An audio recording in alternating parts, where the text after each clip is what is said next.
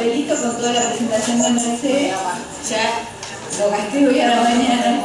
Pero hay mucha gente que no, pero simplemente quiero decir, licenciada y doctora en Química de la Universidad de Barcelona, como ella dijo hoy a la mañana, una formación profesional que mantuvo la escuela, docencia en la escuela secundaria y en la universidad, y esto fue muy enriquecedor de la escuela secundaria, y ella catedrática de la Universidad de Barcelona en didáctica especial, ¿no? En didáctica de las ciencias, y fue también vicerrectora de la Universidad de Barcelona.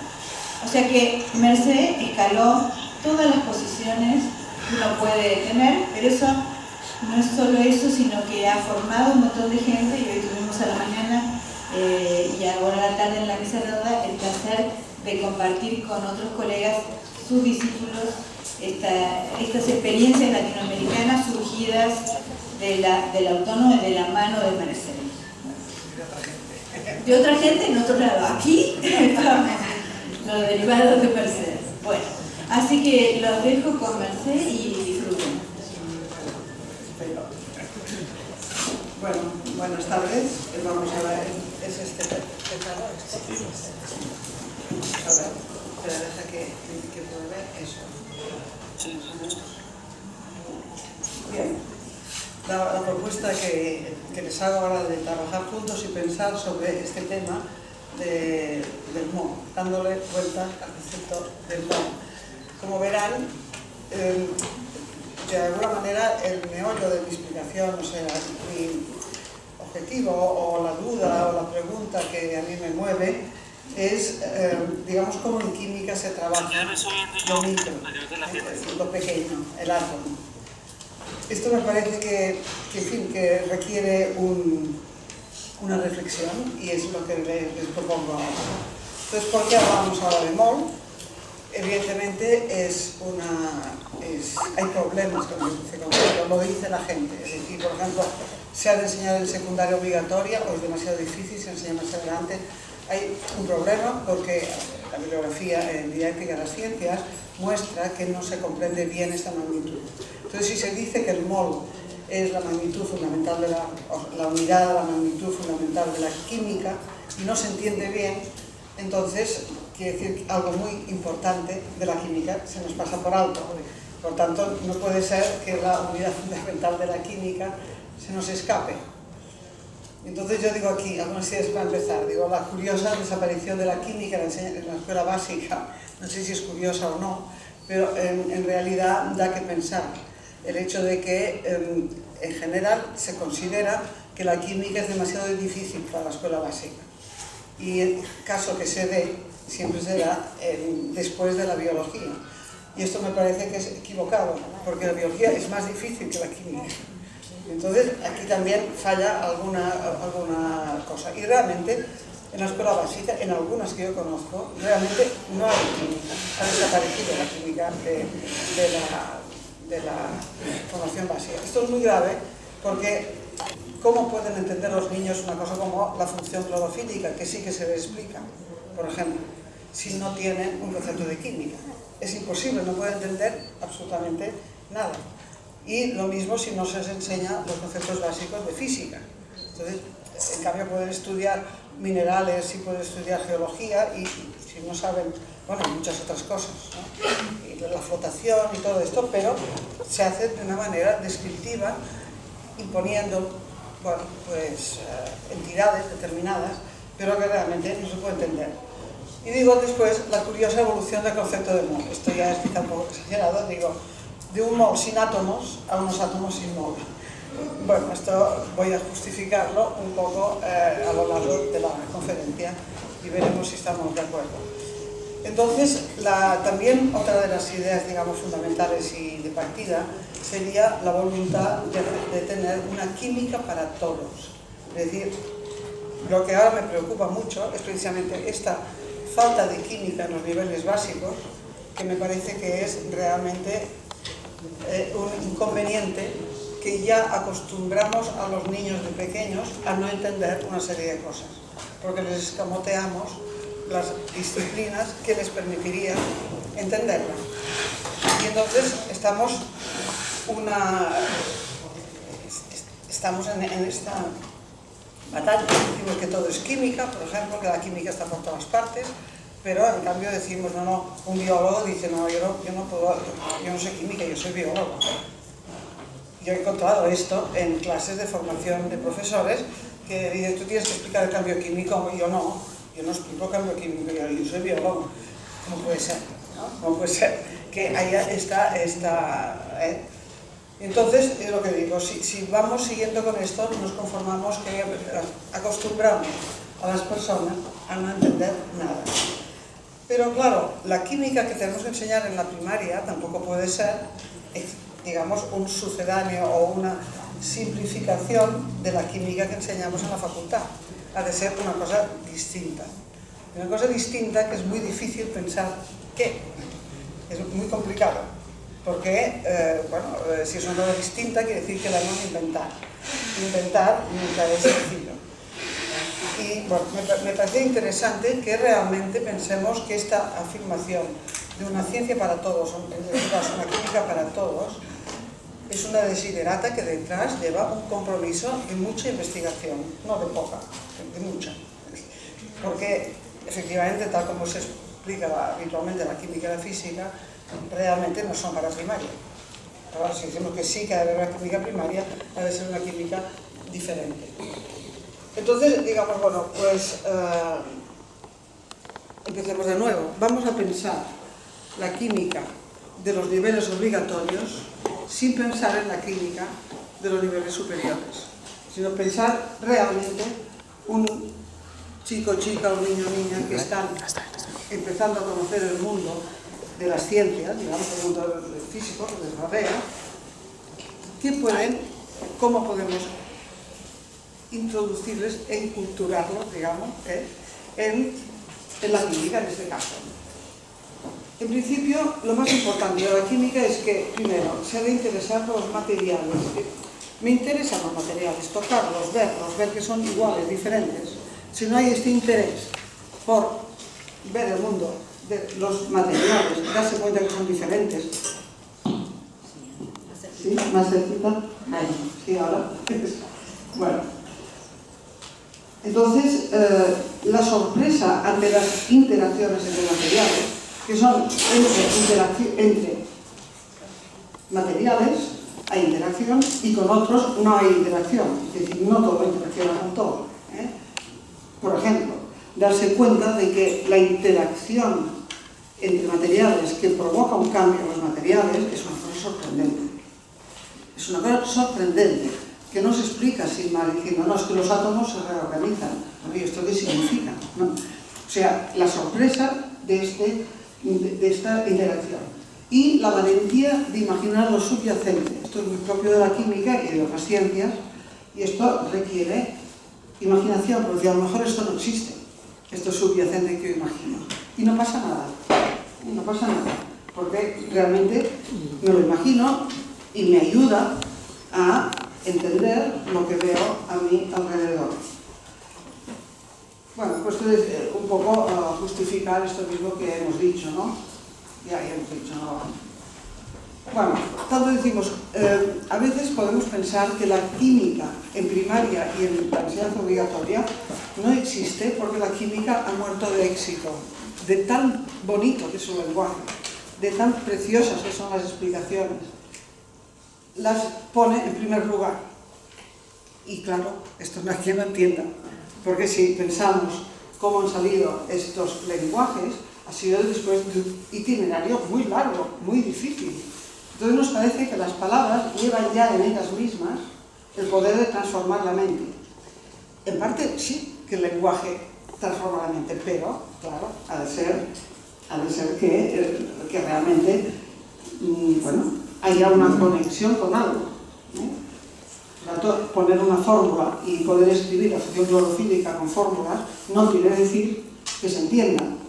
Entonces, claro, si intentamos forzar esta cuestión, pues, ¿cómo van a entender con las fórmulas los volcanes, los cambios materiales en los volcanes, los ecosistemas, el fuego?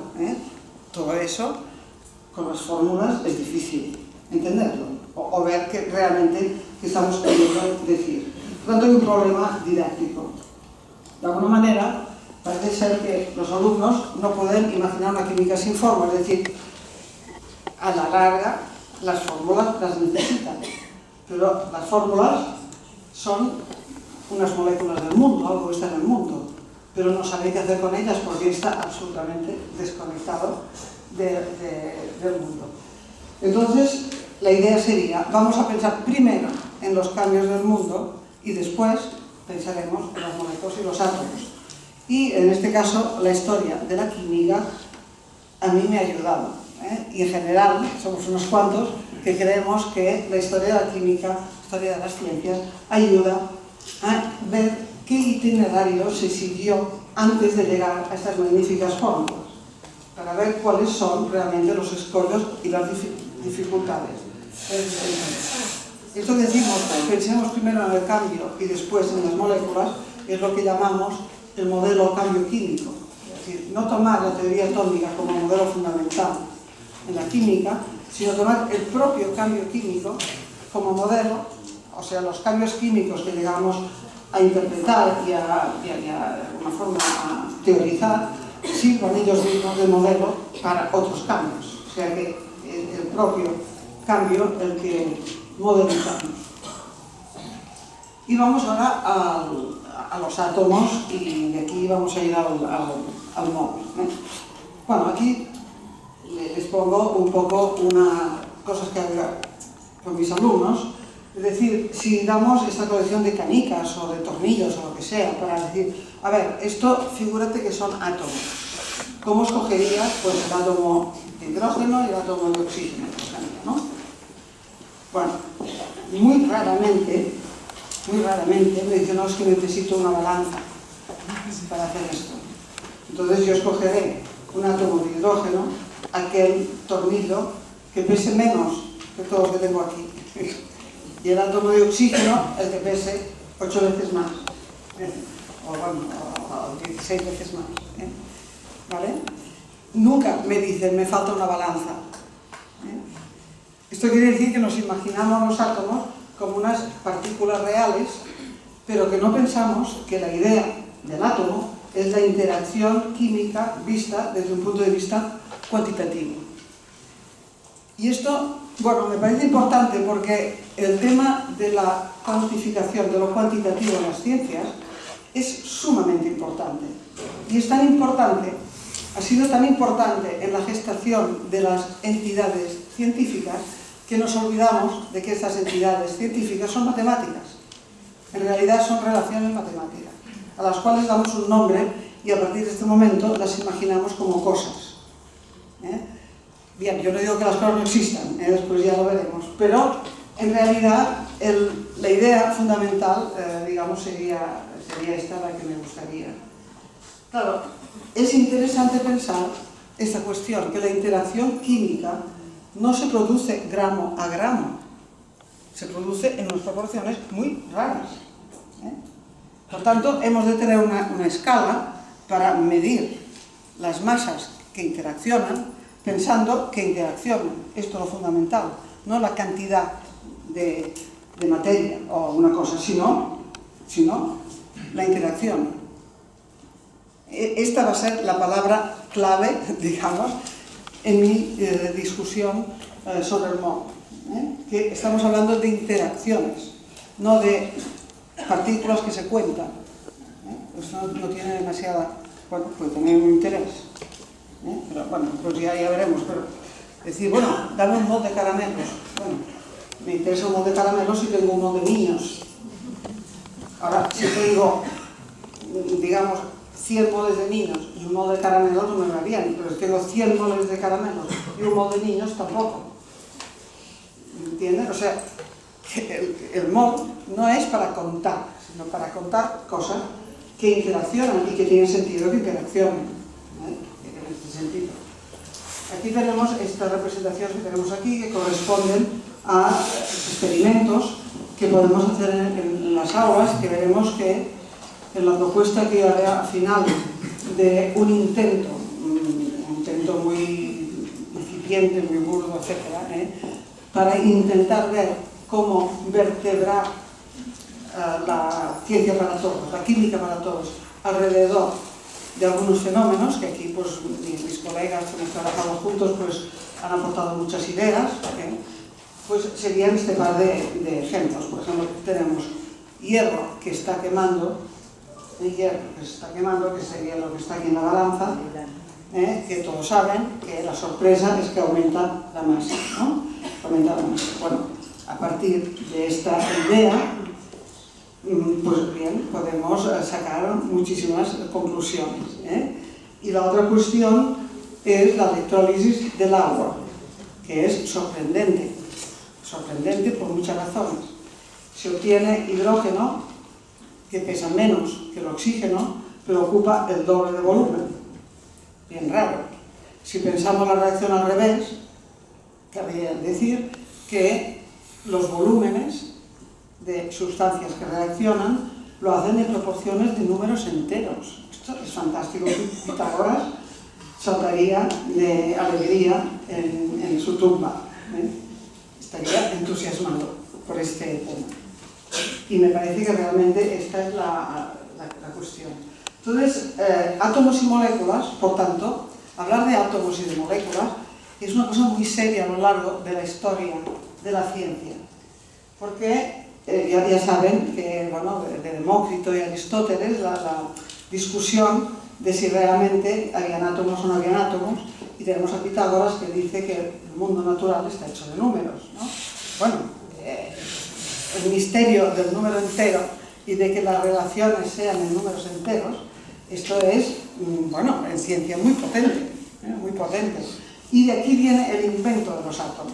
O sea, pensar en átomos ha sido importante porque la naturaleza intenta pensarse en los términos de la matemática para verla de una manera lógica, ¿no? y poder de alguna manera razonar sobre ella. Esta es una idea importante, la relación entre la naturaleza y los números enteros, de alguna forma. Por tanto, la idea de átomo es una idea potente, muy importante, pero en química ha sido dificilísimo introducir esta idea. Era más o menos fácil imaginar el cambio químico como partículas que se unen y se separan, tipo Lego, digamos, ¿no? Bueno, imaginarlo así, bueno, esto ayuda, ¿no? Para imaginar el proceso, pero pensar qué eran estos átomos desde un punto de vista experimental ha sido dificilísimo porque en realidad en química no permanecen las sustancias. Entonces es difícil representar unas sustancias que no se mantienen con algo que no sabes qué es lo que se mantiene. O sea que fue difícil encontrar qué era aquello que se conservaba en el cambio químico. Esto es una dificultad grande, que digamos, que estamos hablando evidentemente de las sustancias simples y de los elementos. Esta dificultad en la escuela primaria y secundaria, incluso en la universidad, digamos, es difícil de superarla, porque pocas experiencias te pueden mostrar lo simple. Porque eso que decimos del agua y la expansión del agua, claro, ver que el hidrógeno es más simple que el agua no es tan fácil darte cuenta, no es tan fácil. Y un solo experimento que te muestre quizá pues que las masas se suman, no sabes si dentro de aquello habrá más simple. O sea que no es sencillo. Mi propuesta, tal como es ahora, sería la tabla periódica. Es simple lo que está allí y ya está, porque me parece como muy difícil. Pero bueno, la cuestión es que lo que fue genial en esa dificultad para imaginar los átomos, lo genial fue imaginar las masas de interacción química como átomos. Esto es lo que fue un cambio, digamos, yo creo, genial. Lo que tenemos arriba es un intento de ecuación química de Lavoisier. ¿Saben?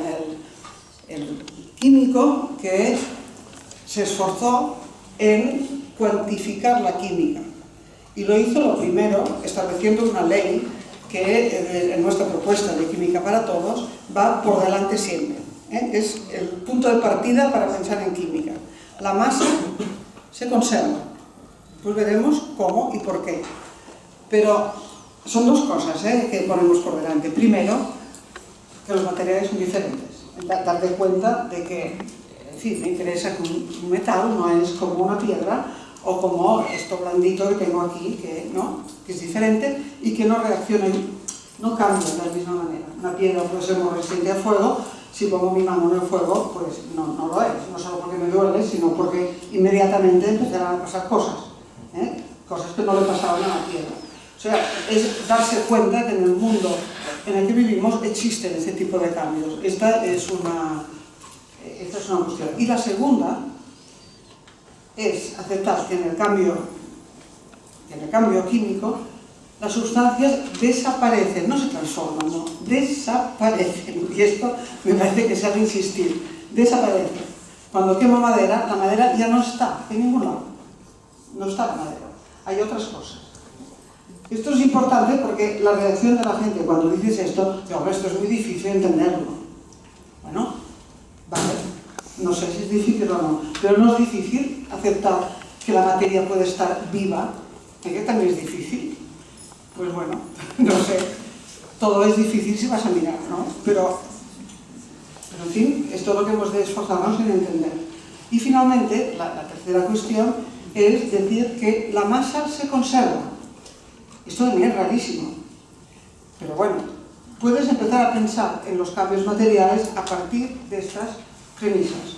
Entonces Lavoisier fue el que enunció esta ley de la masa se conserva. No fue el único. En su época ya se iba entendiendo, una vez hubieron solucionado el tema del flogisto, que aparentemente tenía masa negativa, y que podía ser que tuviera masa negativa, porque no ha de haber materiales que se comportan de otra forma respecto a la gravedad, podría ser perfectamente. Una vez esto quedó solucionado que no, entonces ya era fácil establecer la conservación de la masa, lo mismo antes que después, pero no de la misma sustancia. Entonces lo que está arriba era una ecuación de Lavoisier según los símbolos de metales, de ácido nítrico, etc. Ahora no es tan interesante interpretar esto que pone aquí, sino interpretar el significado. Los símbolos que hay allí determinan sustancias, digamos, o elementos, si queremos. Hay el mercurio, el ácido nítrico, el agua, etc. ¿De acuerdo? Pero son cualitativos los símbolos. Y el número que hay delante es una cantidad de gramos, simplificada de manera que una vez de 1, dividiendo todo por la cantidad menor, para que esta cantidad menor te da 1 y los demás te da fracciones. Pero el número que hay delante no es, como en las ecuaciones nuestras, el número de entidades, sino la masa. La masa. Es cualitativo y la masa. Claro, nuestras ecuaciones, el propio átomo es cuantitativo y el número indica cuántas unidades de aquello. Claro, es otra manera de pensar infinitamente más interesante, infinitamente más práctica. Entonces, Dalton, claro, dicen, Dalton inventó la teoría atómica. Bueno, Dalton estaría encantado que le atribuyéramos esto, diría, ¿no? Pues decir, sí que es verdad que yo lo inventé, dirá, muy contento. Pero yo diré, no, hijo, no inventaste tanto, porque él era un meteorólogo que era newtoniano, y entonces tomaba la idea de Newton cuando en la óptica, ¿no?, en la cuestión de Tether, dice, Dios creó el mundo con partículas duras, no sé qué, y de manera que él se imagina lo mismo que decía Newton, que hay partículas, y Newton con estas partículas explicaba muy bien algún cambio químico, los desplazamientos, por ejemplo, del hierro desplazado al cobre, y todas estas escalas, las explicaba muy bien explicándolo con los átomos. Y Dalton imagina la atmósfera como átomos rodeados de calórico, etc. Bueno, perdón, porque estoy pasando. Por lo tanto, él pensaba en una serie de cosas que en realidad, bien, está bien. Lo que pasa es que los químicos estaban haciendo otra cosa. Los químicos en aquella época estaban metidos de lleno en hacer de la química una ciencia artificial. Es decir, en inventar en el laboratorio sustancias nuevas y jugar encantado de la vida con la electrólisis, con la electricidad y todo lo que esto decía sobre los materiales y, digamos, implementando laboratorios, implementando industrias de química, etc. Los químicos estaban en esto. ¿Y para qué les sirvió el átomo de Dalton? Les sirvió para expresar las masas de interacción como entidades que eran los átomos. Y esto sería, por ejemplo, la hipótesis de máxima simplicidad de Dalton. Claro, Dalton necesitaba, en su imaginación del aire como era, partículas rodeadas de calor, etc., estudiaba la solubilidad de los gases y le interesaba saber estos átomos de los gases, las masas, porque pensaba que la solubilidad podía estar relacionada con las masas. Entonces se le ocurrió utilizar el cambio químico para identificar estas masas, pero para eso tenía que atribuir a las sustancias que reaccionaban un número de átomos determinado. Entonces dijo, bueno, las sustancias que están formadas solo por dos elementos, será que en la reacción interviene un átomo de cada. Bueno, suponiendo que esto sea así, resulta que ya tengo las masas, porque si la relación entre la masa de hidrógeno y la masa de oxígeno en la reacción del agua es 1 a 8, pues será que el hidrógeno tiene de masa 1 y el otro tiene de masa 8. Claro, esta idea les dio a los químicos una manera de expresar las reacciones cuantitativas muy interesante, porque era muy difícil. Es decir, por ejemplo, el ácido nítrico tiene un tanto por ciento de oxígeno, tanto por ciento de nitrógeno, tanto por ciento de hidrógeno, que esto ya lo sabían calcular. Pero no te da idea del ácido nítrico cuánto oxígeno hay en relación a que hay en el agua o lo que hay en otro lado. En cambio, expresado de esta forma, como masa atómica, te das cuenta que el ácido nítrico tiene 3 átomos de oxígeno y el otro tiene 1. Es una manera muy diferente de pensar y de expresar el cambio. Lo difícil es cómo, con estas ideas, llegan a imaginar todos los cambios químicos reales en términos de átomos, de los átomos de las sustancias simples. Por tanto, la teoría atómica de Dalton lo que hizo es, bueno, abrir un camino realmente de transformar masas de interacción en entidades. Esto sí que fue interesante. Y un camino que fue seguido con entusiasmo por algunos químicos. Este otro problema de la reacción de volúmenes, se dice, esto lo solucionó Avogadro diciendo que las moléculas de los gases eran diatómicas. Pero había muchos gases que no tienen moléculas diatómicas, incluso de sustancias simples. Por lo tanto, la idea de Avogadro simplemente fracasó, porque no se podía, no correspondía a la realidad. El azufre no tiene moléculas diatómicas, el fósforo tampoco y muchas otras, no sé. Por tanto, el mercurio tampoco. Por tanto, simplemente no se podía aplicar. O sea que Avogadro era una buena explicación, pero no sirvió. En cambio, lo que sirvió un poco era esta idea peregrina y complicada, pero en fin, solo explico para ver un poco las dificultades que tiene. Fíjense, aquí tenemos que el doble de volumen de hidrógeno reacciona con oxígeno y da tanto volumen de agua como lo que tenía de hidrógeno. Entonces, para entender esto, Berzelius, seguidor de Dalton, pero superándolo en mucho por su conocimiento de la química y su interés por la química, decía, bueno, esto quiere decir que la fórmula del agua no es HO, como dice Dalton, sino que es H2O, decía, ¿vale? Porque tengo el doble de volumen de hidrógeno que de oxígeno, tendré el doble de esta entidad, digamos de átomo, empezaremos a llamarle átomo, pero es un átomo grande, ¿entienden? No es un átomo partícula, es una cantidad que lo interesante es que cuando reacciona aquello son múltiplos de aquello lo que reacciona. La interacción entre sustancias son múltiplos de aquella cantidad. Esto es lo genial, digamos, de la historia, ¿no? Entonces aquí decía, bueno, entonces el agua, ¿por qué el agua tiene tanto volumen como el hidrógeno? Pues decía, bueno, porque la fórmula H2O es una fórmula de dos volúmenes. ¿Entienden? La fórmula O es una fórmula de un volumen. Y las fórmulas de dos volúmenes, incluso fórmulas de 4 volúmenes. Tanto que pasado a las decían, por ejemplo, el ácido clorhídrico, una fórmula de 4 volúmenes era Cl2H2. De manera que eso es un lío de fórmulas extraordinario. Tan grande fue el lío que si Dalton formuló su teoría atómica en el año más o menos 1809, hacia 1830 y pico, los químicos empezaron a abominar de los átomos. A decir, esto no hay que lo entienda, los átomos no existen.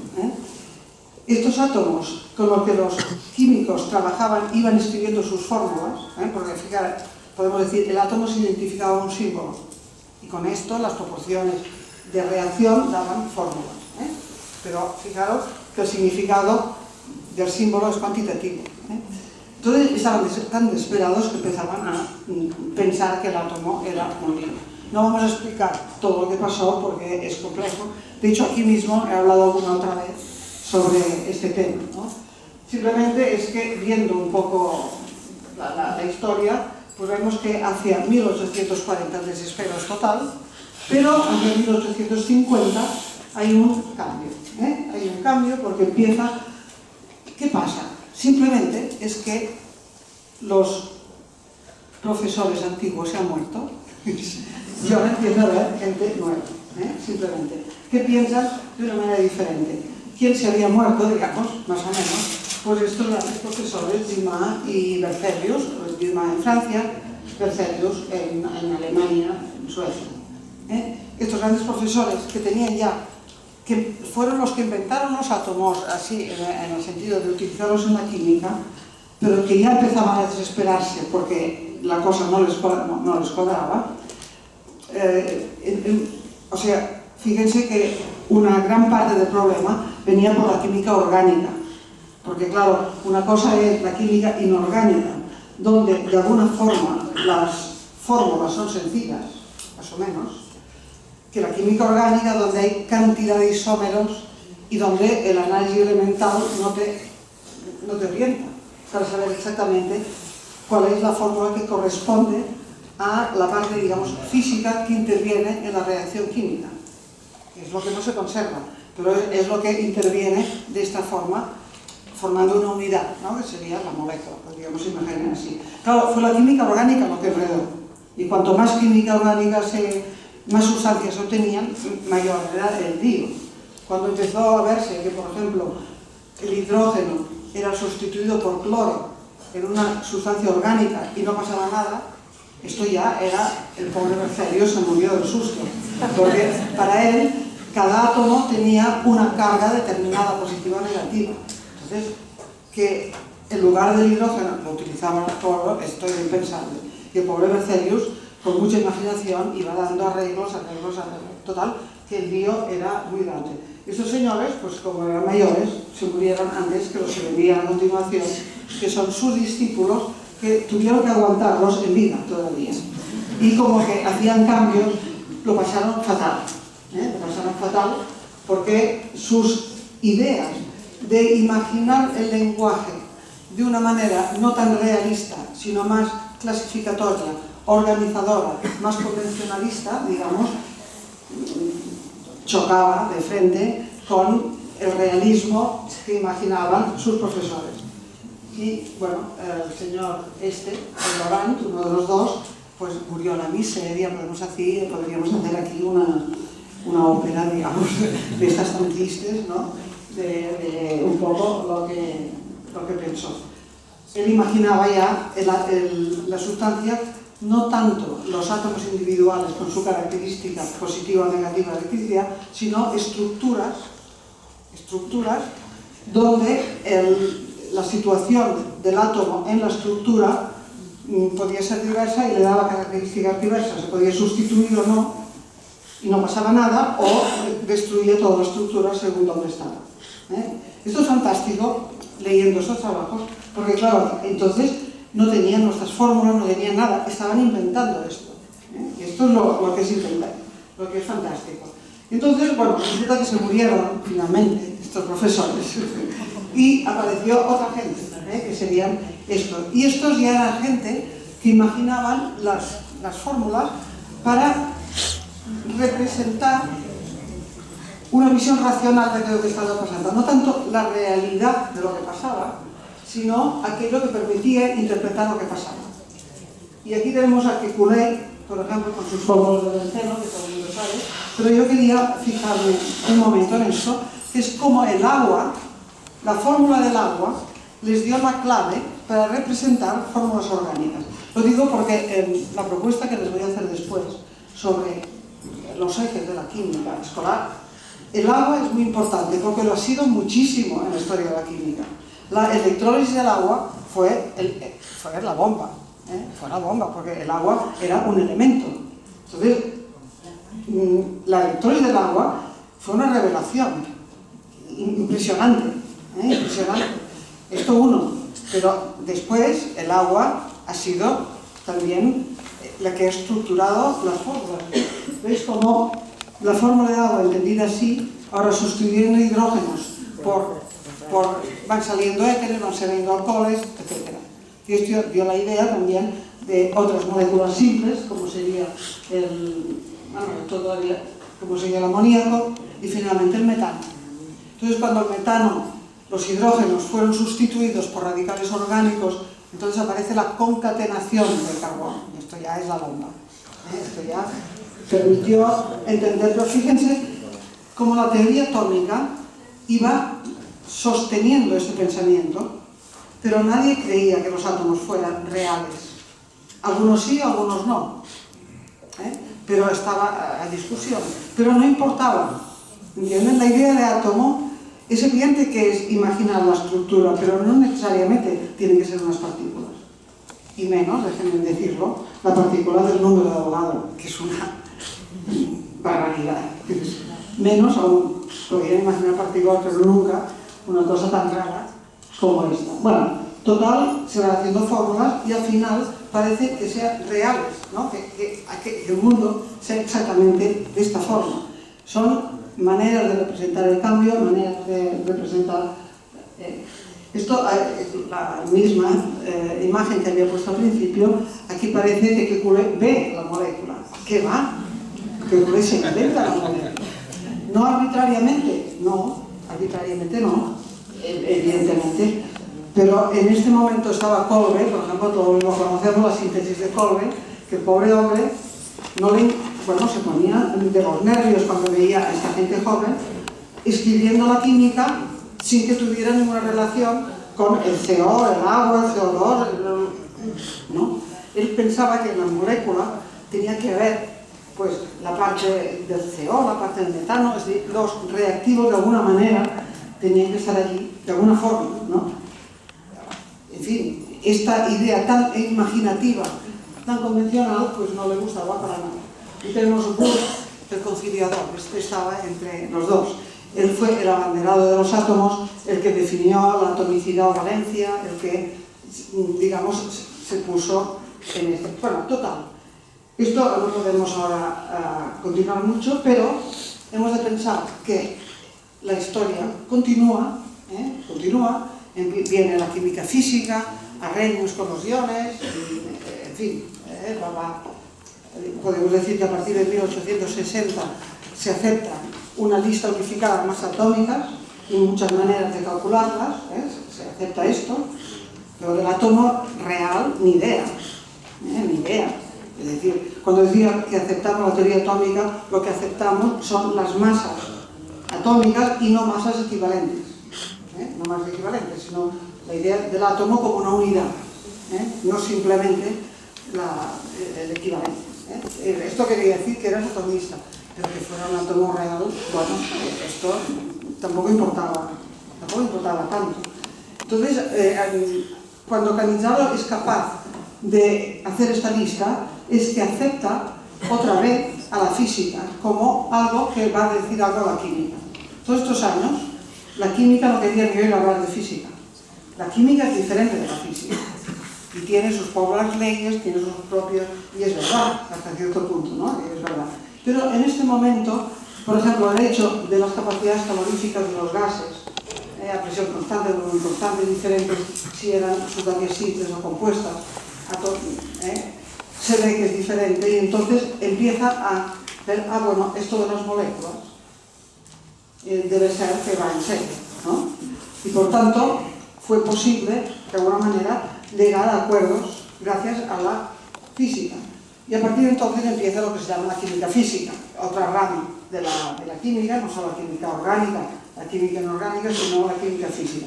Estamos en un momento, por tanto, que saben, pues todo lo del equilibrio químico, la termodinámica, toda esta cuestión va saliendo. Pero el átomo, si se ponía a discusión en una reunión de químicos, se dividía la gente sobre si existían átomos reales o no. Pero a pesar de todo, continuaba. Fíjese que Van Hoff inventa el tema de la tetravalencia de carbono en el espacio. En el espacio. Colben dice, mira, este veterinario, porque estaba nuestro veterinario, se inventa ideas tan raras como una cosa como esta, ¿no? Imaginarse el carbono en el espacio. Porque eso se ha de imaginar de esta manera, digamos, ¿no? La visión más realista, la visión más imaginativa. Bien, en toda esta historia resulta que llegamos a este señor, Oswald. Oswald no era atomista de nada, pero mirad dónde vive, está a caballo de los siglos, vivió muchos años, por lo tanto al final de su vida sí que fue atomista, pero esto le costó, tuvo que venir Perrin en el 1815 y hacia el año 20 pues finalmente se convencieron de que, bueno, de los átomos, con todo lo que estaba pasando, la radioactividad, etcétera, etcétera, que la idea de átomo era interesante. Pero lo que es interesante es que Oswald define el mol, pero es lo que decía, el mol sin átomos, de hecho, ¿no? Y esto es bonito, porque claro, ¿cómo define, habla del mol? De hecho, habla en el sentido de molécula gramo, es decir, de expresar esta entidad de la fórmula en gramos, pero esta cantidad le sirve para encontrar los puntos, esta cuestión de la disminución del punto de congelación y esto que sabemos, ¿no? El mol le sirve para calcular estas constantes. Por tanto, esta cantidad mol es una cantidad que tiene un significado en química, aparte de si hay átomos o no. Esta es la cosa. Para Oswald tenía un significado, pero no tenía, para él no eran átomos. No era un paquete, una unidad, sí, eso sí, pero no necesariamente átomos. Es curioso que esto sea de esa forma. Pero bueno, me parece que en fin. Y entonces resulta que en realidad aquí hay como un impasse en el cual en el año 1815 Perrin identifica de muchas maneras diferentes, muestra que sí que hay unas partículas en el tema del movimiento browniano, por ejemplo, ese tipo de cosas, que en realidad lo que se mueve no son moléculas, pero parece ser que si se mueven aquellas partículas de polen es que debe haber algo que las mueve, ¿no? Bueno, y de muchas otras maneras, el resto, la radioactividad y muchas otras cosas que iban saliendo, pues de alguna manera establecen que sí que hay átomos. Y otra cosa que me parece magnífica es que la tabla periódica de Mendeleev, que se hizo en la época en la cual los átomos tampoco estaban muy claros, Mendeleev dice que la idea de elemento, que es lo que él clasifica, sugiere la idea de átomo. O sea, ya no va bien la idea de átomo. Mendeleev hace lo que ya sabemos todos que hace, es súper importante. Pero la tabla de ahora es la tabla de Mendeleev, ¿no? Es la misma tabla. En realidad es sumamente diferente. Pero, ¿cómo se ha llegado, sin cambiar la tabla, a darle otro significado? Es porque la química sin átomos ya se había hecho, ya no se podían tocar estos átomos. Es decir, no se podía inventar un átomo que no correspondiera a la tabla de Mendeleev. Es que es bastante... ¿Os imagináis lo que hubiera pasado si la radioactividad, los rayos catódicos, etcétera, se hubieran hecho sin la química? Sin la química. Que la química se hubiera quedado, pues, no sé, en un estadio de artesanía, digamos, ¿no? ¿Cómo hubieran colocado todas esas entidades? ¿Dónde? ¿Hubieran vuelto a inventar el átomo? No era fácil, No era fácil. En cambio, ya se sabía que el número de orden era tal Y entonces era fácil, bueno, Moseley darle otro significado, pero no cambió de sitio. Es que es maravilloso, ¿eh?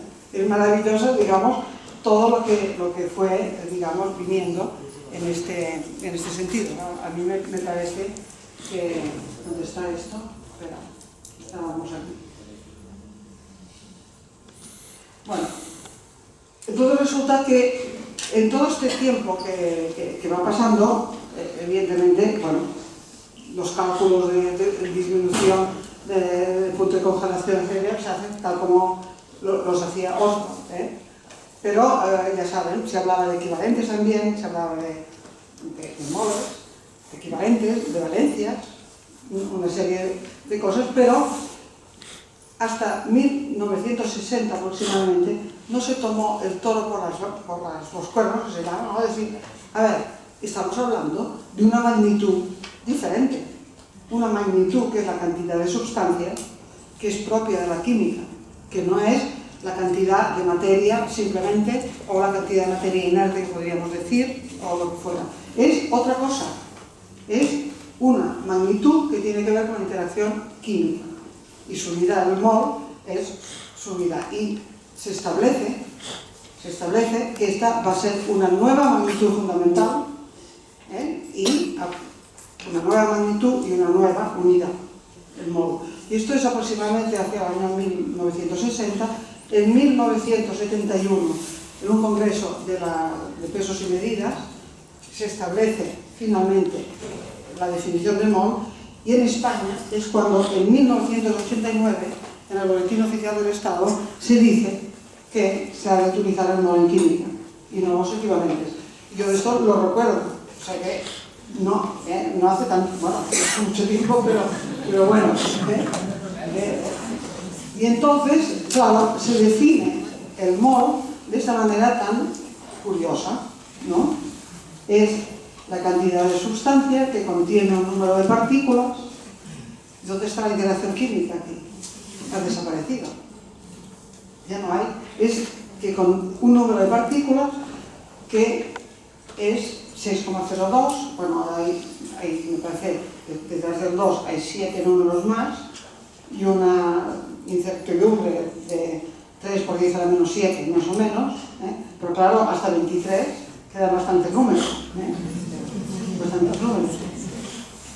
¿Dónde está la interacción? Ha desaparecido. Que estas partículas sean partículas de interacción química, que son partículas que no tienen la misma masa, porque esto que no son de la misma materia, esto ya no se dice. Entonces se establece esta peregrina idea que decía antes, que empezamos a contar. Si un mol fuera de caramelos, puestos uno al lado del otro, se llevaría pues, hasta la luna, hasta no sé qué. Si fueran gotas del mar, resulta que... bueno, ¿y qué? ¿Y qué? ¿Esto para qué me sirve? Me sirve para imaginar un átomo cuántico que solo no existe. El átomo solo no existe. La química no imagina los átomos solos, los imagina dentro de una sustancia. Y entonces es difícil imaginarlo así, porque bueno, lo imaginamos como átomos, pero claro, el átomo de hierro dentro de la hemoglobina, el átomo de hierro dentro del cloruro de hierro, no está igual, digamos, ¿no? Bueno, pues vale, este es el reto, y la mecánica cuántica ayuda, y todo lo que queráis, pero incluso la mecánica cuántica no parte del conocimiento del átomo, en todo caso se lo continúa inventando. Porque si alguien se pone en un ordenador a trabajar con la ecuación de Schrödinger y le sale que el hierro es un gas a temperatura ambiente, dirá que se ha equivocado en algo. ¿No? Claro, porque el hierro es como es. No, ¿entienden? Por tanto, a mí lo que me parece que en química este micro que imaginamos no es realmente un micro, es un micro macro, es una cosa que no es este átomo real, sino que lo importante en esta cuestión es la interacción. Esto lo que medimos la interacción como en números enteros, ¿no? Hay paquetes de interacción. Y eso es lo que me parece que es más importante. Bueno, entonces, me gustaría más, digamos, animar a los profesores en este sentido, no tanto empezar la química diciendo que los átomos son así o así, entiendo, y diciendo, no, el cambio químico es una relación de átomos. Si esto te ayuda a entender algo, sí, pero pontificando esto, no me parece, porque te pierde la aventura. Te pierde la aventura de ir viendo que los cambios químicos son muy diversos, que no es lo mismo explicar una vela que quema, que explicar cómo esta interacción que yo decía, del nitrato de plomo y el iodo de potasio, no es lo mismo. O sea, la interacción esta en un caso o en el otro, hombre, te hace pensar cosas diferentes. Si te das cuenta que el agua con nitrato de plomo es conductora de la corriente, y el iodo de potasio también, cosa que en la vela esto no te interesa porque no es relevante. Entonces te has de mover en diferentes ámbitos donde pasan cambios diferentes. ¿Y por qué has de solucionar esto en una página donde dice los cambios químicos pueden ser de oxidación, reducción, de ácido base, de precipitación? Bueno, por favor. Claro, pero esto es real, es así lo que pasa. Y esto pasa en la lección 7, cuando se ha hablado de la tabla periódica, se ha hablado de los enlaces, se ha hablado de no sé qué. Y en la página, en el capítulo 7, los cambios químicos. Pero no estábamos hablando de los cambios químicos, ¿no? Desde el principio. Porque ahora me los dice en no sé cuántos, ¿no? Bueno, otra cuestión curiosa fue esta cuestión, si el mol es la docena del químico. Bueno, esto se dice mucho, ¿no? El mol es la docena del químico. Y tiene su gracia, porque efectivamente cuando vamos a comprar huevos, lo compramos por docenas, ¿no? Por tanto, es algo que, bueno, es un conjunto de cositas pequeñas, que se llaman huevos, pero que los compro a paquetes. Entonces diríamos lo mismo, el mol son cositas pequeñas que los compro a paquetes. Pero entonces preguntando esto a los profesores, en un primer ensayo que después en una tesis doctoral todavía se va a presentar, pero se ha trabajado más, era curioso porque la gente decía, bueno, es que el 12 es un número pues, que en la Biblia sale, en fin, es un número bonito, digamos, ¿no? Igual se puede comprar 12 huevos que 12 melones, que 12 coches. Oiga, pues no, pues no. ¿Alguien se compra los coches por docena? Que sepa, no. ¿O compra los melones por docena? No. O sea que este aspecto de interacción se pierde. ¿Por qué son 12 huevos y no 100? Bueno, pues porque el consumo de huevos de una persona correlaciona con 12, no con 100. Y lo mismo en el mol. ¿Por qué? El mol es interesante. Pero en este caso es la diferencia, porque lo que nos interesa del mol es el propio paquete, no los átomos individuales, que con ellos los imaginamos como algo que realmente tiene este poder de reaccionar, pero no que sean reales. Pero esto es fantástico, porque esto quiere decir que los químicos nos movemos en un ámbito en el cual de lo macro hacemos micro, de lo micro hacemos macro, pero nos estamos moviendo en esta cosa. Entonces, el número graduado no es lo importante, lo que es importante es el concepto de interacción que lleva detrás.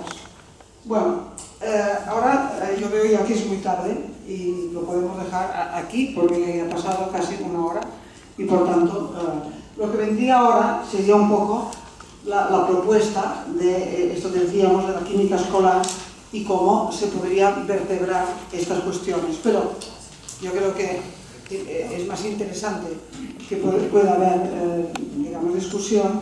Y yo les explico en 4 palabras, sin necesidad de mucha cosa en esta, pues por dónde iría esta cuestión.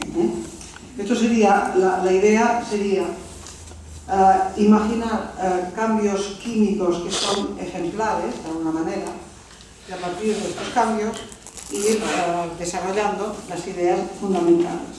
Entonces, hacemos como 4 ejes. El eje del fuego, porque parece que el fuego, la llama, y entenderla bien, es muy importante. Y lo hacemos trabajando lo cuantitativo sin fórmulas.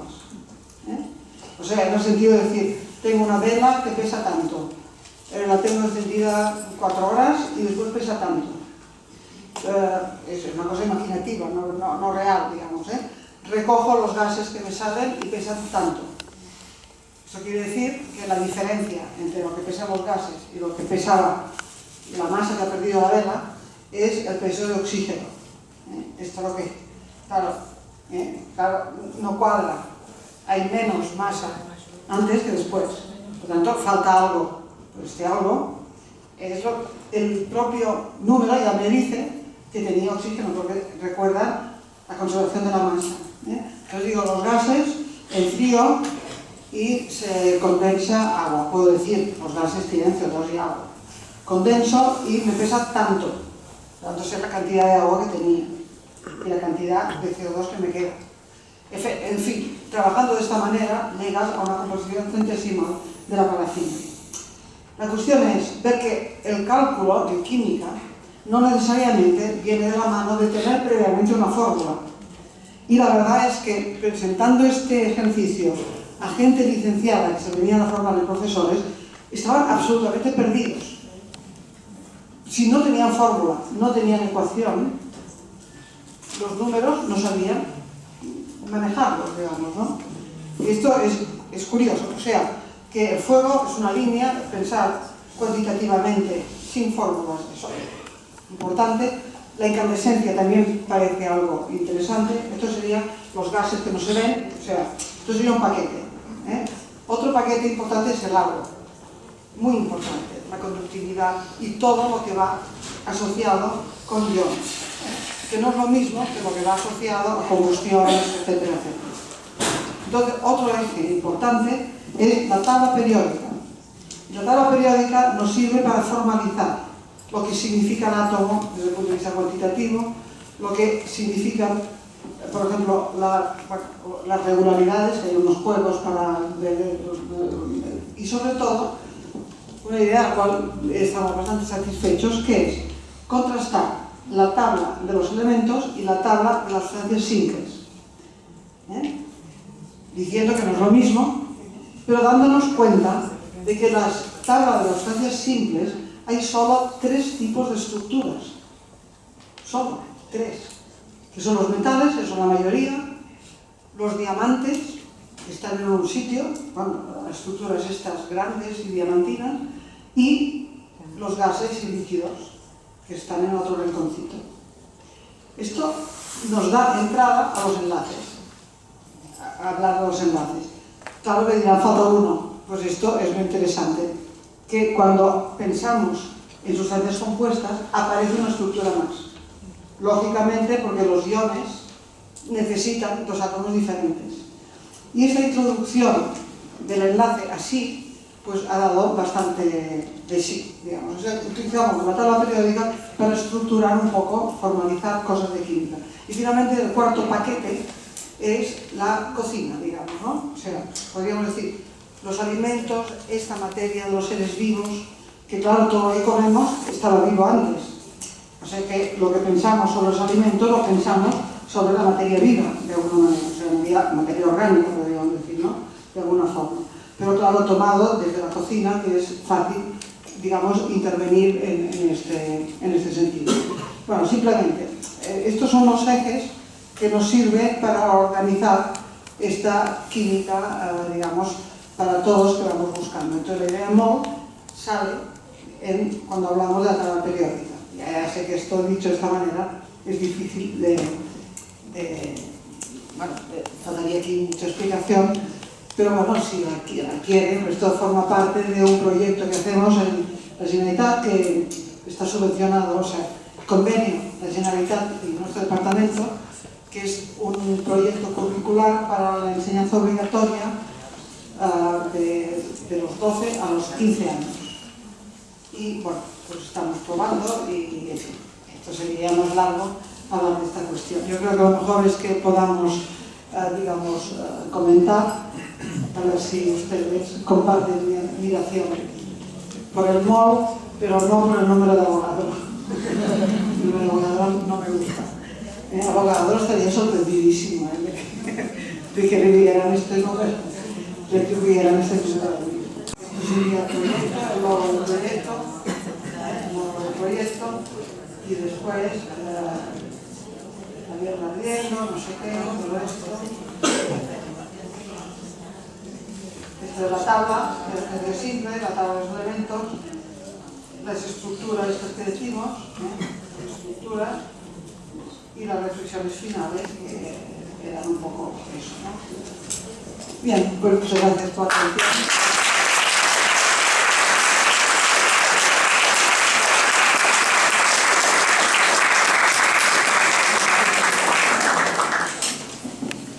Bueno, si hay algo que nos mueve siempre en Merced es que nos mueve el piso.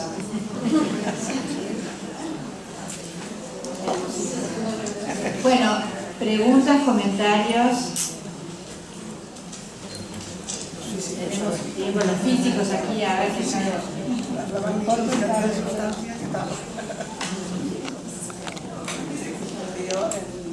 En reuniones, me acuerdo en un congreso de historia, hablé de esta cuestión.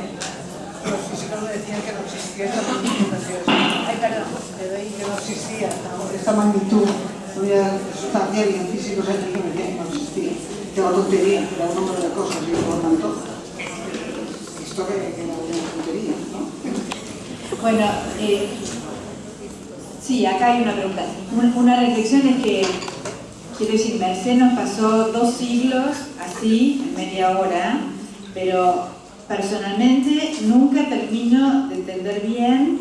Cada vez que me meto a alguno de historiadores de esto, me encuentro con los problemas de ellos que eran como lógicos en su época, ¿no? Pero nosotros los desconocemos. En mi formación nunca jamás me enteré de una sola discordia, de un solo conflicto. Por ejemplo, cuando hicimos el curso de historia de la química, el profesor Katz, que va a su taller, él nos contaba de estos 2 franceses que vos dijiste, que eran los pobres, que Marcel y el Dumas no le dieron bolilla, y que se murieron de tuberculosis a los 42 y 43 años porque Dumas los mandó al sótano porque se oponían a su criterio. Entonces los pobres tipos se murieron de tuberculosis. O sea, era una forma. Ahora tenemos formas más sutiles de que no pero era de una pena, ¿no? Entonces uno dice, ¿cómo? ¿Querés acercarte? No puedo mucho más.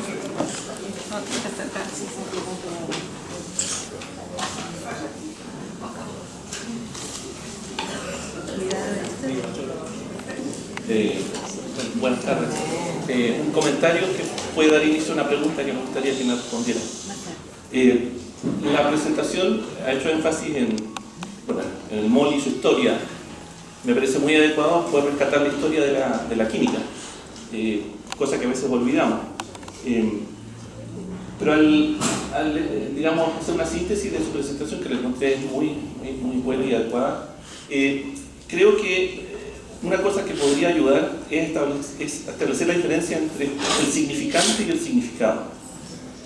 Si analizamos el significante y el significado en semiótica, lo que sucede es que las cosas, cuando las designamos, cuando preparamos el signo, una cosa es lo que está frente a nuestra vista, el significante, y otra es el significado que le damos. Una cinta negra puesta en la solapa es una cinta negra, pero si alguien la lleva, significa de que está de luto, al menos en muchas culturas. En esa perspectiva, el número de Avogadro es insignificante, pero el químico le da un significado, que es el mol. Entonces, eso hay que tenerlo en cuenta porque muchas veces nos enfrentamos a ello. Para poder objetivar, debemos llegar al concepto, y el concepto debemos llevarlo a signo, a símbolo. Pero en el camino perdemos.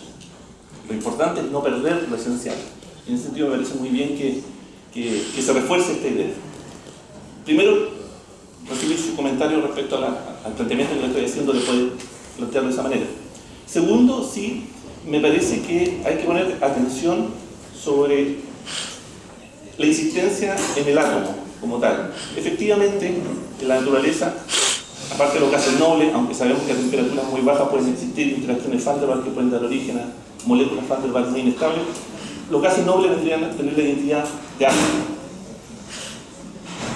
En todo el resto, la verdad que efectivamente deberíamos hablar más bien de unidades que están en interacción. Nuevamente, porque se nos puede pasar por alto el hecho de que hablamos incluso de radios atómicos, cuando en realidad son magnitudes que se obtienen de manera indirecta de una fórmula que aplicamos a moléculas de atómica y separamos y cortamos por la mitad salomónicamente para decir que bueno, ese es el tamaño del átomo. En realidad no existe. Pero creo que hay que tener cuidado en insistir mucho en eso, porque la gracia o el beneficio que tiene el hecho de teorizar, es decir, abstraernos de la realidad e irnos a entidades que, si bien es cierto, no pueden existir, pero podemos pensar y manejar, es lo fructífero o lucífero que puede hacer ese concepto. Si arrojamos dos objetos en caída libre, nos daremos cuenta que, dependiendo de su forma, puede que uno llegue más rápido al suelo que el otro. Claro, porque está el roce con el aire. Pero por abstracción, el mismo Newton nos propone que pueden caer con la misma aceleración. La experimentación después nos mostró que efectivamente, si quitamos el aire y lo arrojamos en el vacío, ocurre. Pero eso dio origen a una abstracción, a una sistematización y a una racionalización del conocimiento que permitió muchos frutos. Entonces, efectivamente, no hay que desconectarse de la realidad, pero también hay que entender que cuando se abordan conceptos que pueden ser muy teóricos, hay que ver también los frutos que puede haber de ello. Ahora, coincido plenamente con su planteamiento que como químicos debemos mantener el significado de las cosas, no llegar simplemente al concepto teórico, desarraigándolo de su historia y todo el acontecer que llevó a ello. Gracias. Bueno, en realidad, desde mi punto de vista, quiero decir que la no realidad tanto del átomo en este sentido, o sea, rechazar, eso que digo, pero a mí es más imaginativo todavía. Bueno, por ejemplo, esto del significado, antes estoy de acuerdo, pero es que ha sido al revés. El número de abogado sale del mol, no al revés. No es que tengamos que dar un significado al número inventando el mol, sino que ha sido al revés. Es al revés. Lo primero que teníamos era el mol y no los átomos. Y ahora da la impresión que es al revés, ¿no? Que el número es lo primero que tenemos. No es así en realidad, ¿no? En realidad. Y a mí me parece realmente imaginativo este juego del macro y el micro, que no es real, si tú quieres, ¿eh? Y en ese sentido estoy de acuerdo, el pensamiento teórico es muy importante, pero aquí os cuento que hay mucho pensamiento teórico. En toda esta configuración del lenguaje de la química, de las formas, hubo muchísima imaginación, muchísima.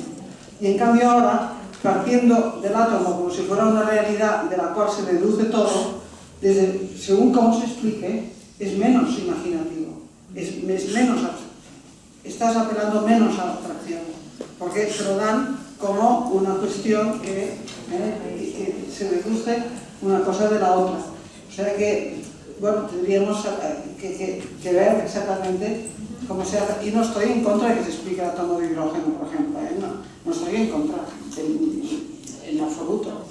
Pero es lo que digo, incluso en este caso, es lo que digo, si resolviendo el átomo, la ecuación de Schrödinger, te saliera una cosa que no corresponde a la realidad, la rechazarías. Por tanto, tenemos una realidad ya hecha en química, y efectivamente hay entidades, realidades nuevas que pueden salir. Y a lo mejor, yo estuve hablando con gente de química en la facultad, porque justamente les fui a preguntar esto, precisamente pensando en el encuentro de ahora, digo, a ver, y que son gente de química física. Y me decía, bueno, porque los holandeses, sé que, no sé si en Utrecht o en algún sitio de estos, decían si la facultad de química se tenía que llamar facultad de las moléculas. Yo les consulté, digo, bueno, ¿cómo lo veis esto? Ellos de química física dicen, ni hablar, la química es química, pero o sea, nosotros tenemos la química biológica, la química industrial, lo que sea, pero es química. Y la química de las moléculas entonces será otra cosa, digamos, ¿no? Porque incluso la nanotecnología, y aquí no digo nada porque es más complicado, ¿no? Pero bueno, tiene un significado de molécula grande. O sea, no sé, por mucho que... bueno, en fin, yo no quiero hablar, pero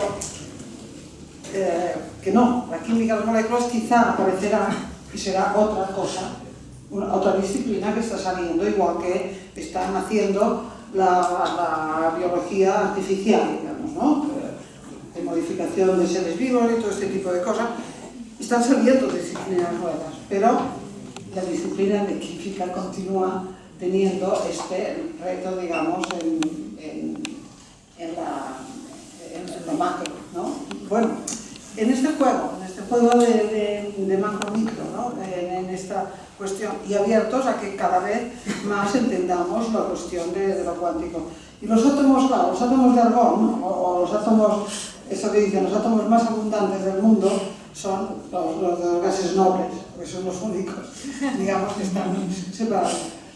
No sé, aquí tendríamos que pensar en esto, ¿no? Yo no puedo pensar, pero da la impresión que el gas no sé si el gas es la suma de partículas o qué es, porque, no sé, del átomo de hidrógeno tan raro, me parece difícil imaginarlo como argón, porque aquí son millones y millones de átomos de argón, aunque no interaccionan, pero los estamos viendo todos juntos. Me parece que algo se nos pierde. No, me parece, no sé. Pero me cuesta imaginar un átomo de argón como este átomo que tiene el electrón como Agustín, digamos, ¿no? Que a lo mejor está aquí o está allá. Me cuesta. Tendríamos que... Bueno, hay mucho que pensar. Y otra pregunta. Mientras ustedes piensan... ¿Ahí? No, yo pensaba, estas discusiones que plantea el colega, ¿no? Esto de lo abstracto, lo aplicado, es que lo valioso es poder discutir. Lo lamentable es que lo hegemónico viene, ¿no? Tabla periódica, configuración electrónica, y no existe nada antes de 1920, ¿no? En la química, desapareció la química que tiene las manos sucias en la masa de haber trabajado con sustancias y con estas peleas que luego, ¿no? Esto de la historia oficial, donde todo lo anterior eran ideas que se descartan, entonces no constituyen, y este es el problema de la epistemología y la filosofía y la historia de la química, que lo negamos, no lo conocemos, no lo discutimos. Es como que nos da vergüenza esa historia de los pies en el barro, ¿no es cierto? Entonces, la teoría cuántica nos solucionó un problema grande, no hay más historia para traer de la química, ¿no? Y así fuimos formados, por lo menos desde mi generación, creo que... Y hemos olvidado la termodinámica, por ejemplo. Claro, claro. Pero entonces digo, también como hoy estábamos hablando de la historia oficial, ¿no? La historia oficial que trata de meter la mano en la enseñanza, porque, bueno, hay una historia oficial de la química que desde 1920 para atrás desapareció todo, ¿no? Toda la historia oficial. Y esto creo que es lo que siempre Merced nos dice de recuperar el átomo químico, como le llaman. Y... Bueno, no sé, la mía Alan Roque, bueno, el Ministerio de la Química, que tiene un libro dedicado a los átomos químicos. Entonces hacen esta diferenciación, el átomo químico y el átomo físico. El átomo químico es este átomo de la química que escribió la estructura de la química y que después se convirtió en una partícula física, pero que ya estaba contaminado de química. Siempre será químico, porque su propia masa, todo, las propiedades que atribuimos vienen de la química, de una química que no creía demasiado en los átomos. Esto un poco es... Y en este nivel del macro-micro es curioso, porque, bueno, no sé si tenemos tiempo. 5 minutos, sí. Bueno, no, me explicaba una compañera francesa que estaba muy enfadada porque en un examen de Francia, que no habían puesto gente de didáctica, que no, habían puesto gente de otros sitios, preguntaban, daban una fórmula, una molécula, y preguntaban de qué color era la molécula. Con lo cual, digamos, podríamos decir que me metían la pata, porque, bueno, pero yo entiendo que un químico haga esa pregunta, no una persona que se dedica a la enseñanza, que desde aquí puede haber una confusión, pero un químico puede ser que lo diga, porque ¿qué está entendiendo? está entendiendo que la fórmula representa una sustancia. No está pensando, es que ni se le ocurre. Y efectivamente, según sea la fórmula, puedes pensar en todo. Efectivamente, si hay enlaces, si hay resonancias, si hay no sé qué, puedes atribuir un color, pero no a la molécula, a la sustancia. Pero ya no se dice, se da por entendido. Pero claro, esto es un error, ¿no? Nos movemos en este tránsito, pero no lo reconocemos. O sea, no se reconoce en la manera de escribirlo y en la manera de...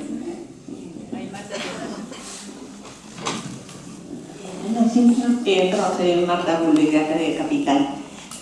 Simplemente quería comentar que a mí me parece que si bien algunos aspectos, muchos o pocos aspectos históricos y epistemológicos se fueron perdiendo en función de que si hay que agregar lo nuevo, hay que sacar algo, porque nosotros cuando nos formamos vimos Proust, Galton, Richter, etc.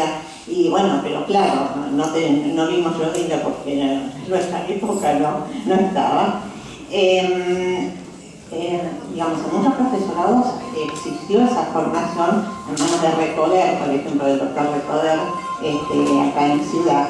Y actualmente, vuelvo a lo primero, si bien es cierto que se ha perdido una parte de esa historia de la química que aparecía en todos los libros, no desapareció de todo, porque los libros de escuela secundaria, los libros de nivel superior, sí, muchos empiezan directamente el átomo, ¡pum!, afuera con toda la estructura. Pero los libros de escuela secundaria, no digo todos, pero sí muchos, mantienen parte de la historia de la química, del Dalton, de Lavoisier, en muchos casos inclusive las leyes de los volúmenes gaseosos, de Gay-Lussac, las leyes de los gases, ecuación de estado, etcétera, etcétera.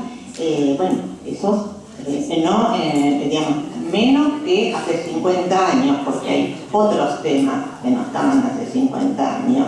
Y también en los libros de escuela primaria, en los textos de escuela primaria, digamos, se comienza con cambio químico y prácticamente, salvo en los últimos años, no se llega, digamos, a átomos y moléculas, sino que de corpúsculos, digamos, el modelo corpuscular. Entonces, bueno, eso quería aclarar un poco, porque si no yo escuchaba como que no está. Sí, en secundaria y primaria, no en los libros de nivel superior. Bueno, gracias.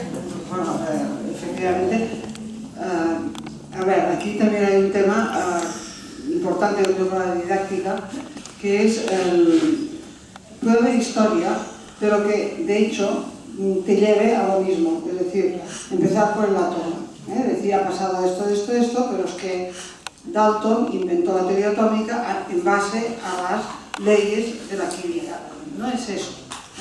No es eso, sino que no es que confirmó su hipótesis, lanzó una idea de representar las masas de una determinada manera.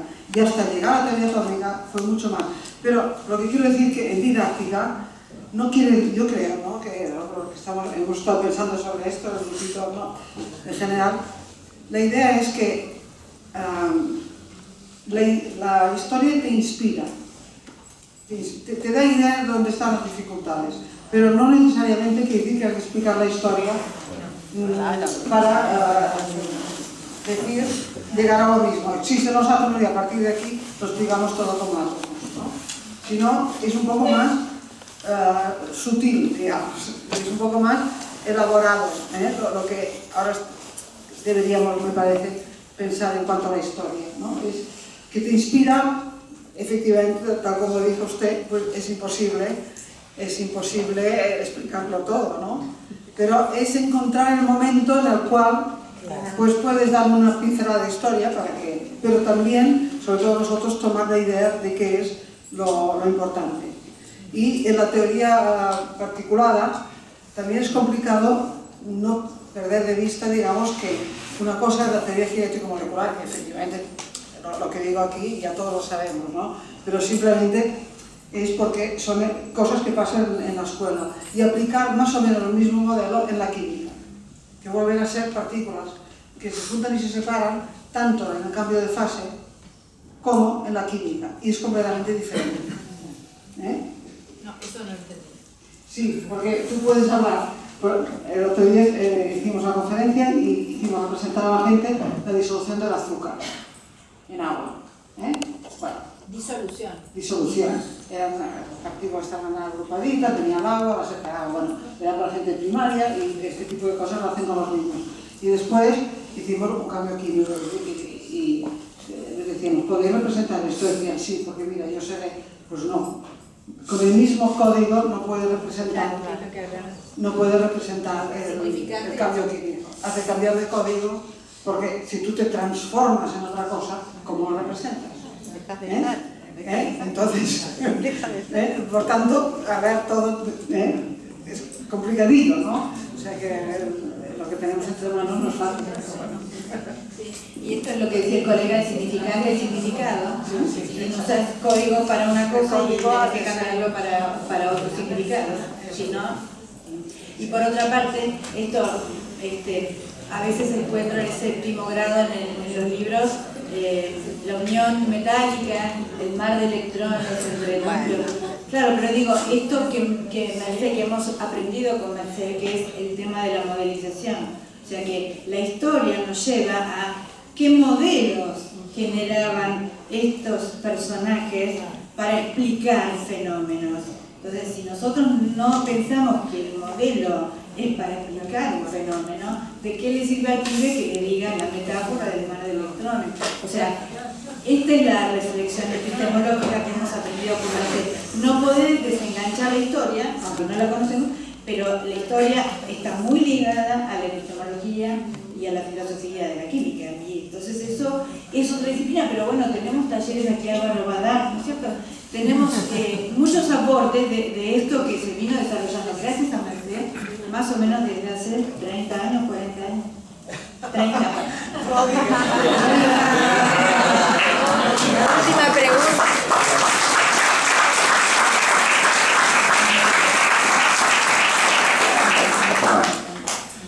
En la física también tenemos unos cuantos problemas. Yo no voy a hablar de la química porque no me voy a meter en un lío y no es el momento. Pero hoy decíamos en el taller de resonancia magnética que aparecieron esas cosas que uno se explica media. Y me parece que no debemos preocuparnos demasiado y empezar a razonar, no solo sobre eso, sino a veces utilizamos la palabra modelo cuando llegamos al modelo del átomo de Bohr. Y en realidad todo es modelo. Absolutamente todo es modelo. Y el modelo funciona en algunos casos y hay otros que funcionan a medias y otros ya dejan de funcionar. Pero me parece que como cierro lo que quiero decir, me parece que como reconocimiento a aquellos que trabajaron hace 200, 300 años y cuyos modelos hoy son vistos como con cierta burla, no sé qué palabra emplear ahí, pero me parece que hay que ver cuáles fueron las condiciones en las que trabajaron. Y el modelo hasta en esos momentos funcionó para alguna cosa, permitió explicar algo y después, bueno, pasaron otras cosas y ya no explico más. Bueno, le damos un aplauso a Merced.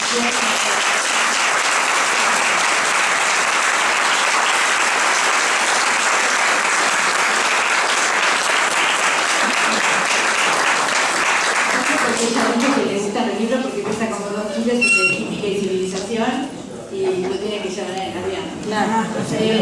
Bueno, avisitos. Se huelen las empanadas abajo, brindis y empanadas. O mejor dicho, empanadas y vino. Brindis no creo.